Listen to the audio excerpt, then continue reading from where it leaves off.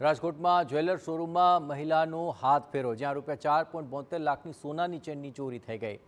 શોરૂમના સીસીટીવીમાં ચોરીનો બનાવ કેદ થયો છે। આ સમગ્ર મામલે એ ડિવિઝન પોલીસ સ્ટેશનની અંદર ફરિયાદ દાખલ થઈ છે। આ સીસીટીવી ફૂટેજ જુઓ કે જેમાં ચોરીનો જે બનાવ છે તેની આખી ઘટના કેમેરામાં કેદ થઈ ગઈ। સમગ્ર મામલે એ ડિવિઝન પોલીસે હવે વધુ તપાસ હાથ ધરી છે। સીસીટીવી ફૂટેજના આધારે આ મહિલાને પકડવા માટેની તજવીજ હાથ ધરવામાં આવી છે। ખૂબ જ સિફતાઈપૂર્વક તેણે આ ચોરીની ઘટનાને અંજામ આપ્યો હતો।